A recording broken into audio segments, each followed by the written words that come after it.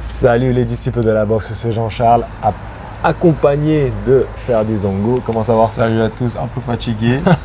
Il est 6h à Casa. Ouais. Donc on a mis le réveil à 4h30. On a chopé sur la fin du combat, mais on a réussi à revenir au début. On s'est débrouillé, on a bricolé. Et finalement, on s'est dit que la fin, c'était comme si on aurait pu rester sur la fin. Tu vois. C'était un peu toujours pareil. Si on avait regardé les 3 derniers rounds du combat, on aurait regardé le combat entier. C'est vrai. Mais si on avait regardé les 3 derniers rounds du combat, on aurait sûrement donné Rigondeaux vainqueur. C'est vrai, ouais.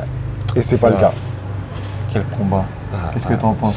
Bon, alors déjà, on va dire que Casimero, il a conservé son titre WBO des poids coqs par une décision partagée. Deux juges le donnent en faveur de Casimero et un juge le donne en faveur de Rigondeaux.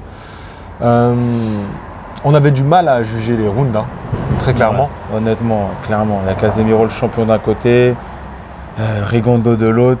Mais dans les deux cas, j'aurais pas été surpris. Dans les deux décisions, l'un ou l'autre vainqueur, j'aurais pas été surpris. C'est vrai. Bon, ça dépend un peu de la sensibilité qu'on a. Est-ce qu'on préfère la boxe de... Alors moi déjà, comme je te le disais pendant le combat, c'est vraiment ce que j'avais visualisé. C'est-à-dire un combat de Rigondeaux qui va fermer sa boxe, qui est très technique, bien sur les jambes, qui va chercher à le contrer, surtout avec le bras arrière, qui va l'attendre. Et un Rigondeaux et un Casimero, on connaît, voilà, qui est beaucoup plus agressif, pas très technique, mais qui a du punch. Mais le truc que j'avais pas anticipé, enfin là où je pensais vraiment que Casimero il serait au-dessus, c'est sur son explosivité. Sur l'explosivité, voilà. Je pensais vraiment qu'il le prendrait de vitesse. Et en fait, dès les premiers rounds, en fait, c'était plutôt Rigondeaux qui était plus vif. Ouais, mais Rigondeaux, c'est incroyable. Il nous laisse sur notre faim à chaque round. Ouais. Il nous laisse sur notre faim à chaque round. On voit qu'il est meilleur boxeur. Largement. À chaque séquence, on voit qu'il est au-dessus. Ouais. Il sort, il esquive, mais derrière, il n'y a pas de remise. C'est... Quand t'es l'autre, parce qu'il rentre en outsider, c'est pas lui qui a la ceinture. Ouais, c'est vrai. Donc logiquement, il est censé en faire un peu plus que le champion. Comme on dit, pour devenir roi, tu dois tuer le roi. Et là, vraiment, il nous laisse sur notre faim. Ouais. Clairement, non, c'est vrai. Il a cette capacité à esquiver, comme tu l'as dit pendant le combat. Tu te dis, on note pas les esquives. Ouais. Bah, si on notait les esquives, il serait clairement devant. Haut la main. C'est clair. Haut la main. Au premier round, on a Casimero qui fait une belle accélération et qui touche bien Rigondeaux. Après ça, il accroche et il finit. C'est sur la même action, je crois qu'il finit au tapis pas touché. Il finit au tapis sur une glissade. C'est clairement pas un coup qui l'envoie au tapis. Il est un peu touché, mais pas de quoi vraiment le faire vaciller. Et puis là, tu as Casimero qui va le toucher au sol, qui va l'attaquer au sol. Donc ça aurait mérité peut-être un point de pénalité. L'arbitre, il est un peu. Il a mis du temps à réagir. Il est gentil, c'est le début, je pense. Ouais. Il a été gentil là-dessus. Mais malgré tout, moi vraiment, je suis vraiment sur ma faim. Je suis vraiment sur ma faim. Et c'est dommage parce que derrière, on s'imaginait déjà un Rigondeaux Inoue, Rigondeaux Donner. On se projetait déjà. Parce qu'il a 40 ans. C'est vrai. Et surtout, ce qui est encore plus frustrant, c'est qu'on a vu les limites de Casimero. Ouais. Techniquement, Casimero, il n'y a pas grand-chose à proposer.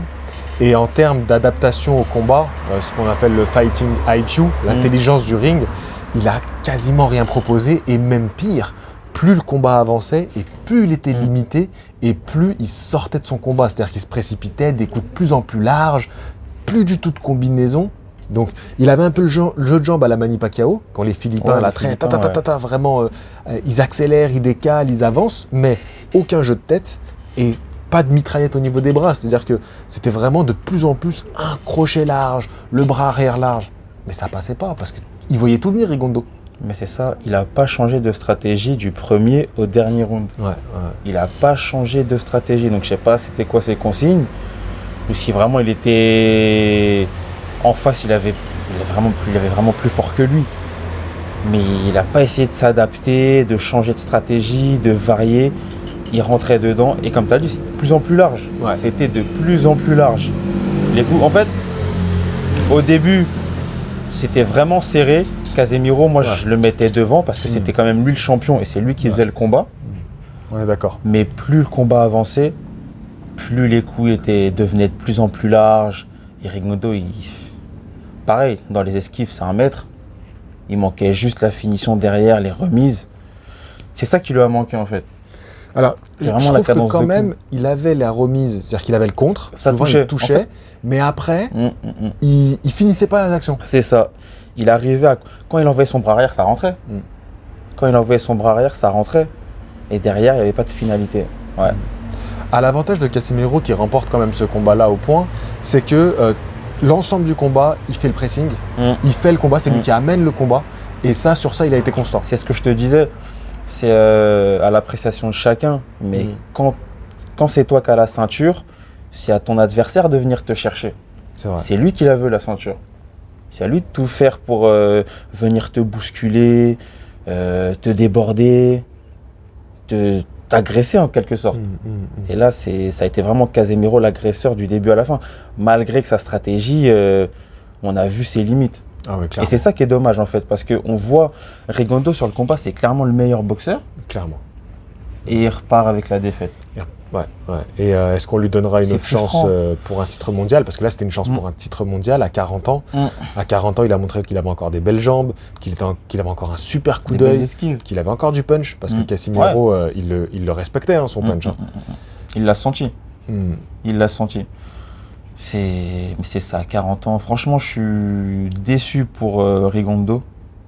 Je suis vraiment déçu pour lui. Je me projetais en fait. Je voyais des belles affiches, un Rigondeaux Inoue, Rigondeaux Donner. Il y avait des belles affiches à faire. C'est dommage. Ouais, après, je pense que ça reste des affiches qui sont intéressantes. On va revenir juste sur le combat pour peut-être clarifier aussi pourquoi Rigondeaux n'a pas remporté cette victoire. Pour remporter un combat de boxe, il faut que tu aies au moins 6 rounds dans ta faveur en termes de pointage. Et c'est vrai qu'à la fin du combat, je me suis dit, est-ce qu'il y a 6 rounds?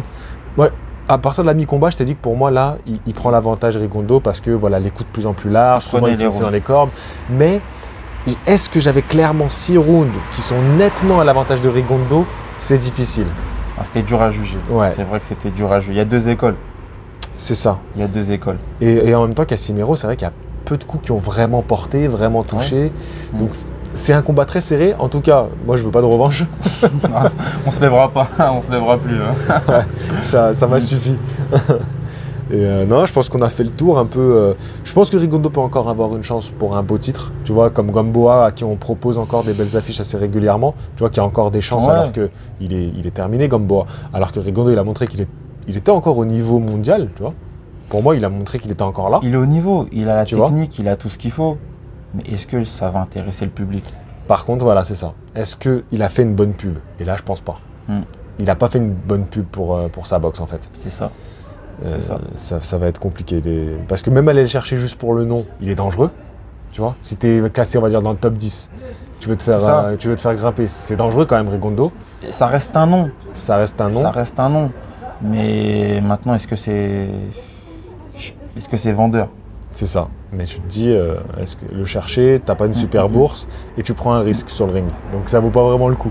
Et pour les champions, bah pareil, ils vont dire ok, on va le mettre en tant que challenger, mais il a perdu son dernier combat et en plus il est pas super vendeur, donc c'est compliqué. Ça devient compliqué, surtout à 40 ans pour lui, ça devient compliqué, À voir ce qu'il veut lui aussi. C'est ça. Je sais pas dans quel état d'esprit il est. Bon, après, je suis quand même plutôt content de ne pas le voir partir sur un KO comme je l'imaginais, tu vois, en début de combat, parce que je pensais vraiment qu'en termes d'explosivité et de vitesse, que je savais qu'en boxe, il était à des années-lumière, le Casimiro. Mais en termes d'explosivité, je me suis dit, il va lui marcher dessus. Dans les 2 camps, ça aurait pu être... ils ont la foudre, les deux. Dans les 2 sens, ça aurait pu mal finir. Donc là, déjà que ça aille au 12e round, à la décision des juges, c'était assez surprenant. Bien sûr. Non, c'est vrai. C'était pas ce qu'on attendait le plus, un combat au point. Entre les deux, c'est vrai. Casimiro, quelle suite pour lui? Parce que voilà, maintenant on va parler du vainqueur, parce que... il a la ceinture, Casimiro. Aller chercher un champion. Unification. J'aimerais bien, il a la ceinture, il est légitime. Donc, à voir. Tu préférais contre qui, Inoue ou Donner? Parce que ça devait se faire, Casimiro Donner. De toute façon, dans les 2 cas, il nous a montré ses limites. Dans les deux cas, il nous a montré ses limites. Inoue, je pense que ça passe pas. Autant je m'attendais à un combat un peu serré, mais là, Non, je ouais. pense que ça passe pas. Donner Non plus. Donner Honnêtement, non plus moi, je mettrais Donner quand même. Donner est un peu plus lent Je mettrais qu'Arigondo, Donner. Il va au combat et il connaît. mais il va au combat. S'il arrive Ouais. Mais est-ce que, justement, c'est ce boxeur qui recule, qui est sur la défensive, qui n'a pas En fait fait, chier je Casimiro? pense que ça serait plus intéressant à voir. Plus spectaculaire. Ouais. Un Casimiro Donner. Ouais. Je pense que ça ira plus au charbon. Ouais. Parce que je pense que pour Casimiro, le profil de Rigondeaux, c'est vraiment le profil le plus chiant pour lui. Ouais, c'est sûr. Par rapport à sa Et boxe. pour nous aussi. Ouais. Ouais. Je crois qu'on peut rester sur cette phrase, elle était top. Les gars, on va en rester là. N'hésitez pas à me dire en commentaire ce que vous en pensez. Puis qu'est-ce que vous voulez voir maintenant dans la catégorie des coqs? On n'a pas parlé trop de Nordine ou Bali. Est-ce que Rigondeaux, ça serait un nom à aller chercher justement pour essayer de revenir? Mais c'est chaud quoi. C'est vrai, Nordine. On pense à lui, Nordine, faut pas l'oublier. Hein. Faut pas l'oublier, non, Il fait faut pas partie de ses champions. l'oublier. Il fait partie de ses champions. Ouais. Et surtout, il reste dans le top 10. Ouais, c'est pour ça qu'il il, faut est pas l'oublier. il est encore là. Voilà, il est encore là. Il est encore là. Donc, c'est maintenant qu'il y a des choses à faire. Voilà. Donc, n'hésitez pas à nous dire en commentaire ce que vous avez pensé de ce combat. Mais je pense que on a un peu le même sentiment. Hein. C'est un sentiment partagé, à mon avis. Je pense pas qu'il y a quelqu'un qui a absolument kiffé. Oui, en termes de boxe, comme je disais à Ferdi, moi, je veux voir Rigondeaux Inoue pour l'amour de la boxe, en fait. Parce que techniquement, ça va être beau. Mais après, le grand public, là, tu le mets dans un combat comme ça, je pense Je pense pas qu'ils mettent le il accroche pas. Ouais. Ouais. Allez, sur ce, les gars, je vous dis à la prochaine. Fighting!